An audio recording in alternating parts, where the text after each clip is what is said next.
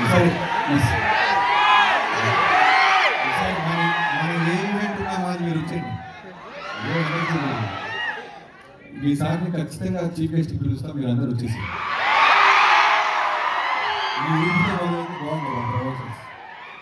అందరికీ ఇక్కడికి వచ్చిన మీడియా మిత్రులందరికీ నమస్కారం అండి. ఎవర్రా మీరంతా?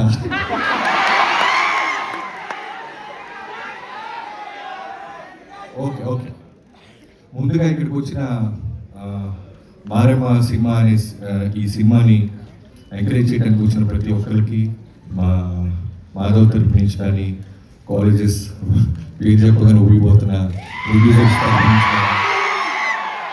ఆశీర్వదించడానికి వచ్చిన అందరికీ పేరు నమస్కారం. ముందుగా మాధవ్, నేను రవితేజ గారితో మీ అందరికి తెలిసిందే. ఫస్ట్ సినిమా నుంచి ఆయన దగ్గర ట్రావెల్ అవుతున్నప్పుడు వాళ్ళ బాబుతో పాటు మాధవ్ కూడా చూస్తూ ఉండేవాడిని. ఇందాక అదే అంటున్నాను, నువ్వేమని పిలుస్తావు అంటే పెద్దనానికి ఎదురాని అంటే పళ్ళు రాలిపోతే అన్నాయని చెప్పరా అంటే.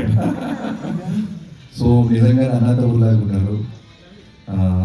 ఏ బ్యాక్గ్రౌండ్ లేకుండా వచ్చారు రవితేజ గారు, మీ అందరికీ తెలుసు.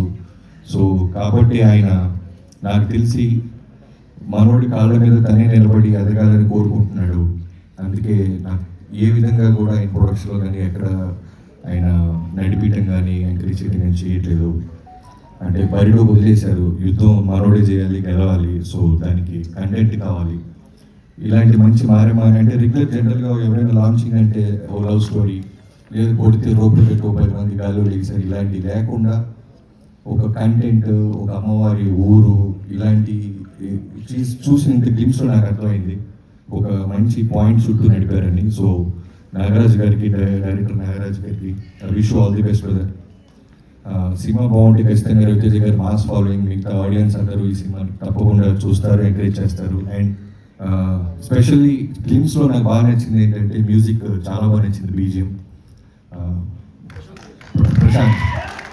ప్రశాంత్ గారికి ఆల్ ది బెస్ట్, కంగ్రాచులేషన్స్.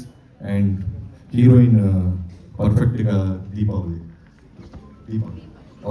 గారికి ఆల్ ది బెస్ట్. చాలా బాగుంది, చూసిన చిన్న గ్లిమ్స్ వాటికి అయితే నాకు చాలా నచ్చింది. సో సినిమా కూడా ఇంతే, ఈ 2 hours 220 ఎంత ఉందో తెలియదు, కానీ ఇలాంటి కంటెంట్ ఇంత టైట్గా ఉంటే తప్పకుండా మంచి విజయం సాధిస్తాను నమ్ముతున్నాను. టీం అందరికీ I wish all the best, good luck. Babu గారు, మాకు తెలుసు మీ బిజీ షెడ్యూల్ నుంచి వచ్చారు. మెగా బ్లాక్ బస్టర్ కోసం మీకు బెస్ట్ విషెస్ చెప్పేస్తాను.